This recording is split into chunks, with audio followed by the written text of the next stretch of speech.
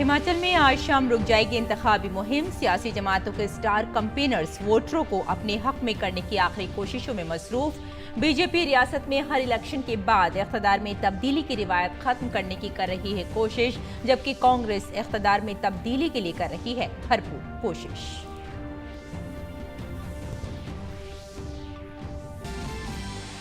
Gujarat assembly इंतखाबात के दूसरे मरहले के लिए आज जारी किया जाएगा नोटिफिकेशन। रियासत में 1 और 5 दिसंबर को डाले जाएंगे वोट। 8 दिसंबर को होगी वोटों की गिनती।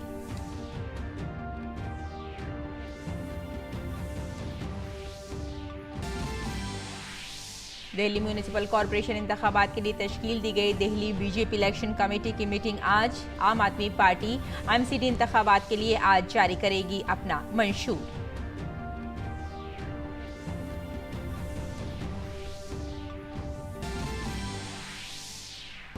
सदर जमहूरिया द्रौपदी मुर्मू आज से उड़ीसा के 2 रोजा दौरे पर। वो पुरी के श्री जगन्नाथ मंदिर में करेंगी पूजा। साथ ही संगद्वार में मुमताज मुजाहिदे आज़ादी उत्कुल मणि पंडित गोबंधु दास के मुजस्समे पर गुलहाए अकीदत करेंगी नज़र। अमेरिका के वस्त मुद्दती इंतखाबात में किसी भी पार्टी को अक्सरियत हासिल होने की नहीं है आसार।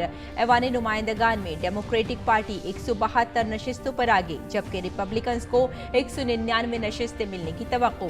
अक्सरियत के लिए 218 नशिस्तें हैं दरकार। सदर बाइडन ने इसे जमहूरियत के लिए बताया मुस्बत। T20 आलमी कप क्रिकेट के दूसरे सेमीफाइनल में आज एडिलेड में भारत का मुकाबला इंग्लैंड से। ये पहला मौका है कि T20 आलमी कप के नॉकआउट मैच में दोनों टीमें होंगी आमने सामने। फातेह टीम फाइनल में पाकिस्तान से करेगी मुकाबला। आदाब नाज़रीन, खबरनामे में आपका इस्तकबाल है। मैं हूं आपके साथ रेशमा फारूकी। आइए तफसील से खबरों पर नजर डालते हैं। हिमाचल प्रदेश में असेंबली इंतखाबात की मुहिम आज शाम खत्म हो जाएगी। इसके बाद जलसे और दीगर मुहिमात बंद हो जाएंगी। सिर्फ घर घर जाकर ही तशहीर की जा सकती है। सियासी जमातों के स्टार कैंपेनर्स वोटरों को अपने हक में राग़िब करने की आखिरी कोशिशें कर रहे हैं। भारतीय जनता पार्टी रियासत में हर इलेक्शन के बाद इख्तिदार की तब्दीली के अमल को ख़त्म करने की कोशिश कर रही है, जबकि कांग्रेस इख्तिदार बदलने की भरपूर कोशिश कर रही है। कांग्रेस और आम आदमी पार्टी के इंतखाबी मुहिम चलाने वाले उनके हक में वोट मांगते नजर आ रहे हैं। आम आदमी पार्टी भी असेंबली इंतखाबात के लिए घर घर मुहिम के तहत अवामी राब्ता कर रही है।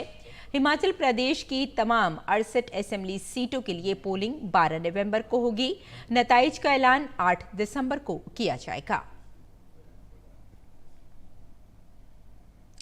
हिमाचल प्रदेश में इंतखाबी मुहिम के आखिरी मरहले में मरकजी वजीर दाखिला अमित शाह और बीजेपी के कौमी सदर जेपी नड्डा आज इंतखाबी जलसों से खिताब करेंगे। मरकजी वजीर दाखिला और बीजेपी के सीनियर लीडर अमित शाह 16 और पिंटवा साहिब असेंबली हलकों में जलसा आम से खिताब करेंगे। इसके साथ ही बीजेपी के कौमी सदर जेपी नड्डा फतेहपुर, घुमारवी और जटोंटा असेंबली हलकों में जलसा आम करेंगे। मरकजी वजीर निर्मला सीतारमण आज शिमला में होंगी। इंतखाबी मुहिम के आखिरी दिन कांग्रेस तमाम असेंबली हलकों में जीत के लिए आशीर्वाद का प्रोग्राम मुनक्किद करेगी। इसके साथ प्रियंका गांधी भी अपने उम्मीदवारों के लिए मुहिम चलाएंगी।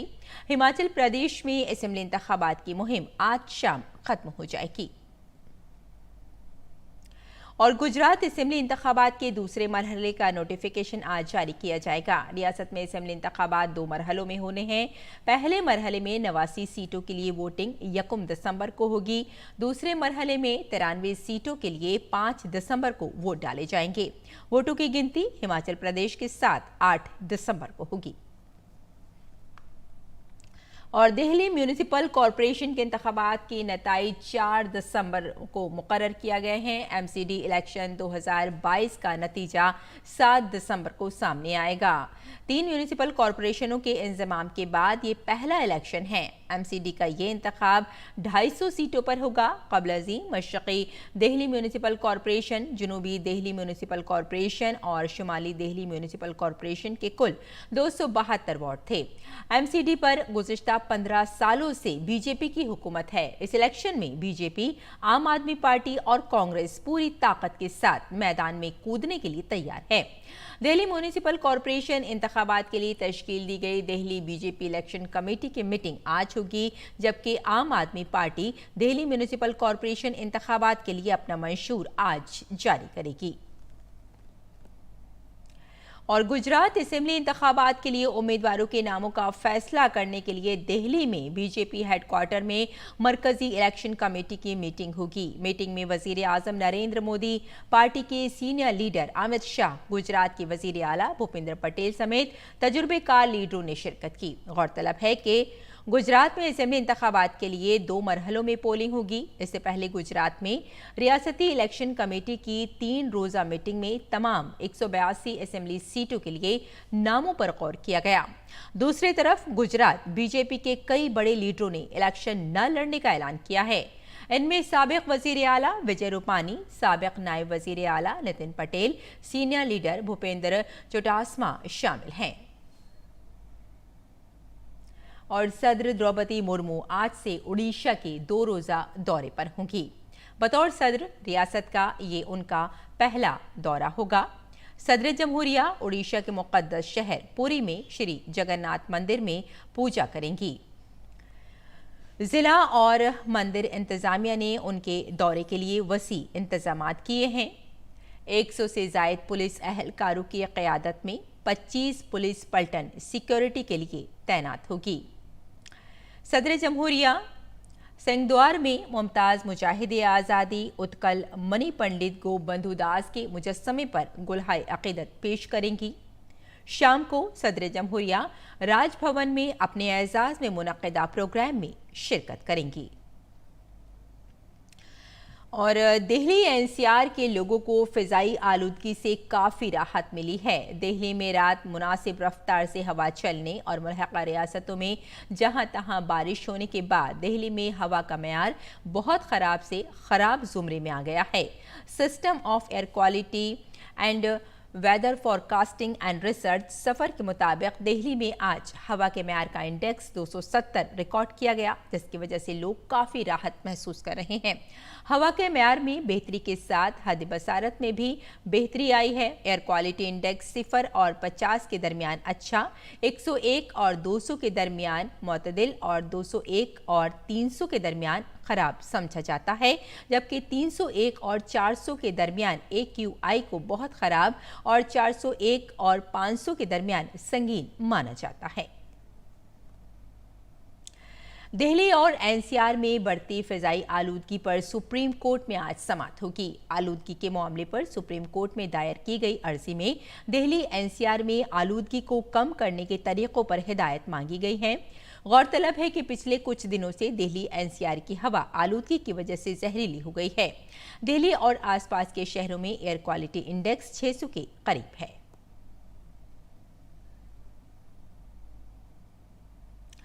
हिमाचल प्रदेश में मौसम बदल गया है। कुल्लू में रोहतांग और लाहौल स्पीति की ऊंची पहाड़ियों पर बुध को शदीद बर्फबारी हुई, जिसकी वजह से वादी में शदीद सर्दी महसूस की जा रही है। दारुल हुकूमत शिमला में भी कल सुबह से ही मौसम खराब रहा। रोहतांग में तकरीबन निस्फ फीट बर्फबारी हुई, जिसकी वजह से सयाहों की आमद-ओ-रफ्त रोक दी गई है। बर्फबारी के बायस दर्जा हरारत में भारी कमी आई है। महकमा मौसमियात ने आज रियासत में बारिश और बर्फबारी की पेशगोई की है। जम्मू और कश्मीर पुलिस को एक बड़ी कामयाबी मिली है। जम्मू कश्मीर पुलिस ने बुध के रोज दहशतगर्दी के एक मॉड्यूल का पर्दाफाश किया। इसके साथ ही 3 अफराद को गिरफ्तार किया गया। ये लोग एक पाकिस्तानी हैंडलर की हिदायत पर हथियारों की खेप लेने कश्मीर से जम्मू आए थे। पुलिस ने असला और गोला बारूद की बड़ी खेप भी बरामद की है। आगे बढ़ते हैं। जुमेरात की सुबह अंडमान और निकोबार जजायर में जलजले के झटके महसूस किए गए। नेशनल सेंटर फॉर सिस्मोलॉजी के मुताबिक अंडमान और निकोबार जजायर में पोर्ट ब्लेयर से 253 किलोमीटर जुनूब मशरक में आज सुबह तकरीबन 2:29 पर 4.3 की शिद्दत का जलजला आया। जलजले की गहराई जमीन से 10 किलोमीटर नीचे थी, ताहम इस जलजले से किसी किस्म के नुकसान की कोई इत्तला नहीं है। भारत में काबिल तजदीद तवानाई की पैदावार को फ़रोग़ देने के लिए बिजली की वजारत ने टैरिफ पॉलिसी 2016 में तरमीम की तजवीज़ पेश की है।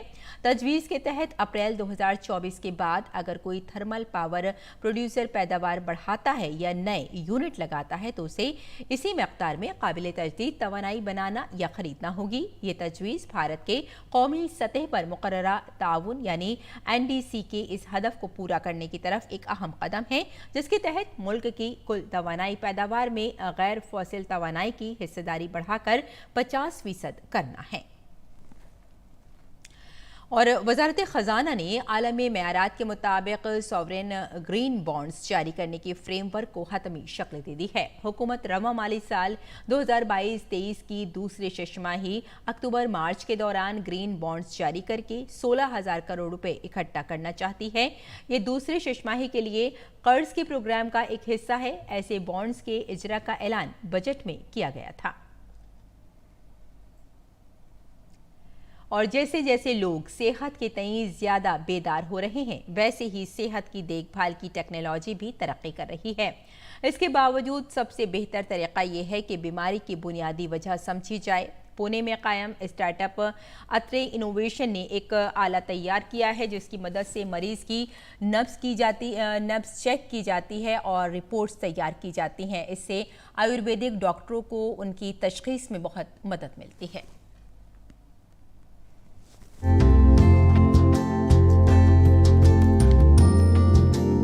आयुर्वेद हमारे मुल्क का खजाना और साइंस है, जिसका इस्तेमाल किसी भी बीमारी की जड़ का पता लगाने के लिए किया जाता है। ये न सिर्फ इलाज है बल्कि एहतियाती दवा के तौर पर भी बेहद मुफीद है। हर शख्स की साख्त मुख्तलिफ होती है, लिहाजा खुराक और वर्जिश के बारे में उनका रद्द-ए-अमल भी मुख्तलिफ होता है। आत्रे इनोवेशंस एक ऐसा ही आगाज है जो जदीद और रिवायती सेहत की देखभाल के तरीकों को इस्तेमाल करते हुए डेटा पर मबनी एल्गोरिथम का इस्तेमाल करता है। स्टार्टअप की पहली प्रोडक्ट नाड़ी तरंगिनी थी, जो नब्ज की जांच करती है और एक जामे रिपोर्ट तैयार करती है ताकि आयुर्वेदिक डॉक्टरों को उनकी तशखीस में मदद मिल सके।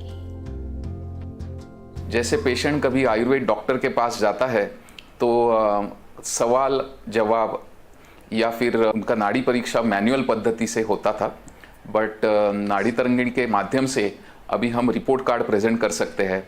पेशेंट को रिपोर्ट कार्ड दिया जा सकता है। ऐप के माध्यम से अब पेशेंट को अलग अलग तरीके के रिमाइंडर्स आ जाते हैं, जिसके वजह से डाइट, रेसिपीज, योगा, एक्सरसाइज, ये सब वो अपने घर से फॉलो कर सकते हैं। स्टार्टअप को दरपेश चैलेंजों में से एक ये था कि आयुर्वेद में इसका PhD की थीसिस गैर साइंटिफिक बताई जाती थी।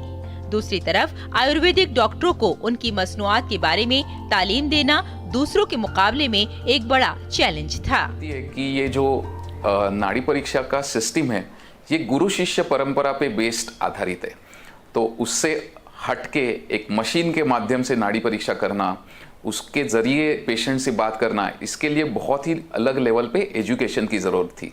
सो इसके लिए हमें थोड़ा टाइम लगा। अलग अलग हमने वीडियोस बनाए और बहुत सारे जगह पे CMEs करके हमने डॉक्टर्स को ये प्रभावित किया कि इसको आप यूज़ करें। और अभी हमारे लगभग 500 केंद्र है भारत भर में और 1.5 लाख के ऊपर पेशेंट्स के डायग्नोसिस में नाड़ी तरंगिणी यूजफुल हो चुका है। आत्रे इनोवेशंस लोगों को सेहत की बेहतर मालूमात फराहम करने के लिए अपनी जाती नौयत की तशखीस और सिफारिशात को मुसलसल बेहतर बना रहा है। नेशनल स्टार्टअप अवार्ड मिलने के बाद स्टार्टअप को प्रमोशन के साथ साथ कौमी सतह पर भी पहचान मिली है। नेशनल स्टार्टअप अवार्ड हमें 2021 में मिला। 20-21 साल थोड़ा हमारे लिए चैलेंजिंग था फाइनेंशियली, इमोशनली, क्योंकि कोविड के फाइनेंशियल लॉस से हम निकल रहे थे। इस अवार्ड के वजह से हम सीधा नेशनल पोर्टल पे आ गए। काफ़ी मार्केटिंग पोर्टल्स पे हमें डायरेक्ट एंट्री मिल गई।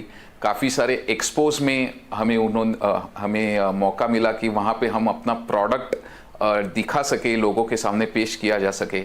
उससे भी हमें बहुत फ़ायदा हुआ। इन्वेस्टर्स, फाइनेंशियल हेल्प, इनके कनेक्ट्स भी हमारे बहुत बड़े। स्टार्टअप का विजन दुनिया भर के लोगों को नब्ज के टेस्ट के जरिए उनकी सेहत के बारे में बेहतर मालूमात फराहम करना है, ताकि उन्हें मुस्तकबिल में सेहत के किसी बड़े मसाइल का सामना न करना पड़े। श्यामा मिश्रा की रिपोर्ट, डीडी न्यूज उर्दू खबरें। और बैनुल-अक़वामी खबरों में इसराइल के सदर इसहाक हर्ज़ोग ने मुल्क में आम इंतखाबात के नताइज आने के बाद सियासी जमातों से मुशावरत शुरू कर दी है। हर्ज़ोग ने बेंजामिन नेतन्याहू की लिकुड पार्टी और यायर लॉपिड की ऐश एडिट पार्टी के नुमाइंदों से मुलाकात की। वो आने वाले दिनों में दीगर जमातों के नुमाइंदों से भी मुलाकात करेंगे। 13 नवंबर को इसहाक हर्ज़ोग पार्टियों में से किसी एक को हुकूमत बनाने की दावत देंगे। साबिक़ वज़ीर आज़म नेतन्याहू के भी गुज़िश्ता हफ्ते के इंतखाबात में अपने इत्तेहाद की कामयाबी के बाद दोबारा इख्तिदार में आने की तवक्को है। हम ख्याल और मजहबी जमातों के साथ साथ लिकुड पार्टी ने 120 नशिस्तों वाली पार्लियामेंट में 64 नशिस्तें हासिल की हैं, जिससे नेतन्याहू को मजबूत अक्सरियत मिल गई है और अब उनके लिए हुकूमत बनाना आसान हो गया है। अमरीकी पार्लियामेंट के वस्त मुद्दती इंतखाबात में हुक्मरान जमात डेमोक्रेट्स और अपोजिशन रिपब्लिकन्स के दरमियान सख्त मुकाबला है। दोनों पार्टियां अभी तक अक्सरियत से महरूम हैं। रिपब्लिकन कई हफ्तों से सुर्ख लहर की बुनियाद पर यकतरफा जीत का दावा कर रही थी, लेकिन ऐसा होता दिखाई नहीं देता। ऐवान नुमाइंदगान में डेमोक्रेटिक पार्टी को 172 नशिस्तों पर बढ़तरी हासिल है, जबकि रिपब्लिकन्स को 199 नशिस्तें मिलने की तवक्को है। अक्सरियत के लिए 218 नशिस्तें दरकार होंगी। सीनेट में अक्सरियत के लिए 51 नशिस्तें दरकार हैं। इस वक्त डेमोक्रेट्स 46 और रिपब्लिकन 47 सीटों पर आगे हैं। इसके अलावा गवर्नर के इंतखाब में डेमोक्रेट्स के 21 और रिपब्लिकन के 24 उम्मीदवार फतेह की जानिब बढ़ रहे हैं। वस्त मुद्दती इंतखाबात में मंगल को हुई पोलिंग के बाद रिपब्लिकन अपनी पार्टी की जीत के तय पुरएतमाद थे। उन्हें उम्मीद थी कि सदर जो बाइडेन के फैसलों और मुल्क के माशी बहरान के तनाजुर में अवाम उन्हें और उनकी पार्टी को मुस्तरद कर देंगे, लेकिन बुध को जब नताइज आना शुरू हुए तो हालात बदल गए। रूस ने अपनी फौज को यूक्रेन के शहर खरसान से निकल जाने का हुक्म दिया है। खरसान वो वाहिद शहर है जिस पर फरवरी में हमला करने के बाद रूस ने कब्जा कर लिया था। इस इनखला का मतलब ये था कि रूसी फौज अब दरियाए नेप्रू के मगरबी किनारे से मुकम्मल तौर पर पीछे हट जाएगी। साथ ही उसे रूस के लिए एक बड़े धचके के तौर पर देखा जा रहा है, क्योंकि रूस को यूक्रेन के साथ कई महाजों पर जवाबी हमले का सामना है। और नाज़रीन, आइए अब नजर डाल लेते हैं दिल्ली से शाये कुछ उर्दू अखबारात पर।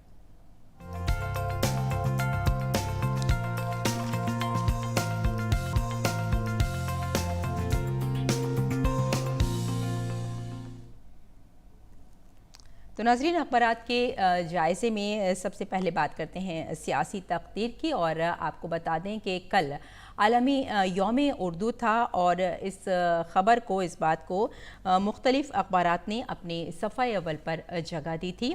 और सियासी तकदीर की बात करें तो इसकी जो सुर्खी थी वो थी कि आलमी यौम उर्दू के मौके पर गालिब एकेडमी में शानदार तकरीब का इनाक़ाद किया गया। और अगली खबर पे नज़र डाल लेते हैं। आपको बता दें कि T20 आलमी कप के फाइनल में दाखिल हो चुका है पाकिस्तान। और अगली खबर पे नज़र डालते हैं। ये खबर हमने ली है रोज़नामा हमारा समाज से। आपको बता दें कि जस्टिस DY चंद्रचूड़ ने 50वें चीफ जस्टिस के तौर पर हलफ ले लिया है। और अब नज़र डाल लेते हैं इसी अखबार की अगली खबर पर। आपको बता दें कि अब BS3 पेट्रोल गाड़ियां और BS4 डीजल गाड़ियां दारुल हुकूमत में नहीं चलाई जाएंगी। और अब नज़र डाल लेते हैं बुलेटिन की जानिब, और आपको फिर से लौट के ले चलते हैं अखबारात की दुनिया में। और हम आपको बता रहे थे नाजरीन कि अब BS3 पेट्रोल गाड़ियां और BS4 डीजल गाड़ियां दारुल हुकूमत में नहीं चलेंगे, जिससे आलूदगी में बताया जा रहा है कि काफ़ी हद तक कमी आ सकती है। और अब नजर डाल लेते हैं रोजनामा राष्ट्रीय सहारा पर। राष्ट्रीय सहारा की सुर्खी है कि नेपाल में शदीद ज़लज़ला, 6 अफराद हलाक हो गए हैं, मकानात तबाह हो गए हैं। और आपको यहाँ हम ये भी बता दें कि दिल्ली समेत हिंदुस्तान की कई रियासतों में भी झटकों को महसूस किया गया था। और इसी अखबार की एक और सुर्खी पर नज़र डाल लेते हैं कि सऊदी अरब से ये खबर है कि सिंगल एंट्री वीज़े की मुद्दत में सऊदी अरब ने तोसी कर दी है। तो नाज़रीन, ये था अखबारात का मुख्तसर सा जायज़ा। और आइए अब बुलेटिन की जानिब लौटते हैं। बात कर लेते हैं आपके साथ कि ऑस्ट्रेलिया में खेले जा रहे T20 वर्ल्ड कप 2022 का दूसरा सेमीफाइनल मैच आज एडिलेड ग्राउंड में भारत और इंग्लैंड के दरमियान खेला जाएगा। ये पहला मौका होगा जब दोनों टीमें T20 वर्ल्ड कप के नॉकआउट मैच में आमने सामने होंगी। आइए जानते हैं इसकी तफसील। आईसीसी T20 आलमी कप 2022 के सेमीफाइनल में भारतीय टीम का मुकाबला आज इंग्लैंड से होगा। इस मुकाबले में जीत दर्ज करने वाली टीम टूर्नामेंट के फाइनल में पहुंचने वाली दूसरी टीम बन जाएगी। ये मुकाबला एडिलेड में दोपहर 1:30 पर शुरू होगा।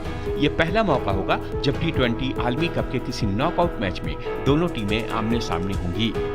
दोनों टीमों के लिए ये मुकाबला निहायत अहम है। भारत और इंग्लैंड के दरमियान गुज़िश्ता रिकॉर्ड की बात करें तो T20 आलमी कप में दोनों टीमें 3 बार मुकाबला कर चुकी हैं। T20 आलमी कप में भारत और इंग्लैंड के दरमियान पहला मुकाबला साल 2007 में हुआ था। ये वही मैच था जिसमें भारत के स्टार बल्लेबाज युवराज सिंह ने 1 ओवर में 6 छक्के लगाए थे। इसी मैच में युवराज ने T20 इंटरनेशनल की तारीख की सबसे तेज 12 गेंदों पर मिस्ड सेंचुरी पूरी की थी। ये रिकॉर्ड अभी तक नहीं टूटा है। भारत ने ये मुकाबला 18 रन से अपने नाम किया था। इसके बाद दोनों टीमें साल 2009 के T20 आलमी कप में एक दूसरे से खेली थीं। इस मैच में भारतीय टीम को इंग्लैंड के हाथों 3 रन से शिकस्त का सामना करना पड़ा था। फिर साल 2012 T20 आलमी कप में भारतीय टीम ने इंग्लैंड को 2009 में मिली हार का बदला लेते हुए 90 रनों से शानदार जीत अपने नाम की थी। इस मैच में रोहित शर्मा ने 55 रन की शानदार इनिंग्स खेली थी। अब आज खेले जाने वाले दूसरे सेमीफाइनल मुकाबले में भारत और इंग्लैंड T20 आलमी कप में 10 साल बाद आमने सामने होंगे। We do understand the dynamics of this T20 cricket. You just have to be good on that particular day. Otherwise, it's not good enough. But certainly the guys will have some confidence going into tomorrow's game. For us, in the back of our mind, yes, we can have that confidence knowing that we did pretty well against them. But tomorrow's game is going to be a fresh game. We just have to be good on that day in terms of our skills. We just need to be better than them. Bharat और England के दरमियान T20 आलमी cup में हुए मुकाबलों की बात करें तो टीम इंडिया का पल्ला भारी नजर आ रहा है। T20 आलमी कप में 3 में से 2 मौके पर भारत ने अंग्रेजों को धूल चटाई है। इसके अलावा ओवरऑल T20 इंटरनेशनल में 22 बार दोनों टीमों ने मुकाबला किया है, जिसमें से 12 बार जीत भारतीय टीम के नाम रही है और 10 बार इंग्लैंड को जीत मिली है। ऐसे में T20 आलमी कप 2022 का दूसरे सेमीफाइनल में दोनों टीमों के दरमियान सख्त मुकाबला देखने को मिल सकता है। भारत के लिहाज से ये मुकाबला 15 साल के इंतजार को खत्म करने के लिए निहायत अहम है। वहीं इंग्लैंड की टीम भी भारत के लिए एडिलेड में मुसीबत खड़ी कर सकती है। Bureau report, DD news Urdu खबरें। और आइए अब नजर डालते हैं मुल्क भर के मौसम के मिजाज पर।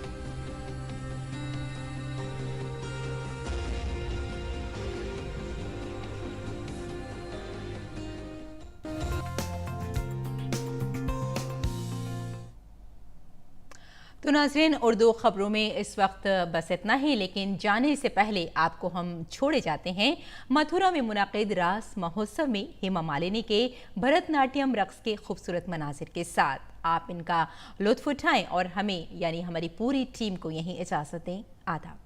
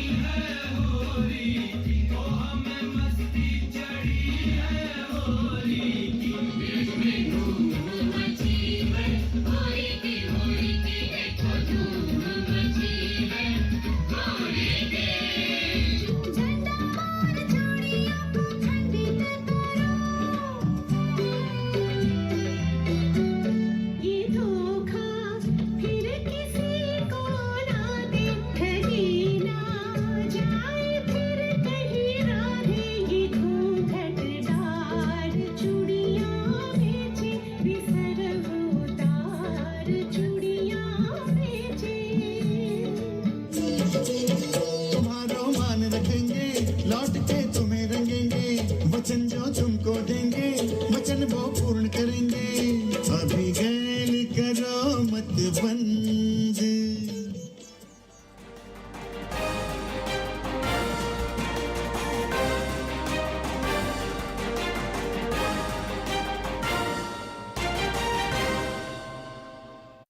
The only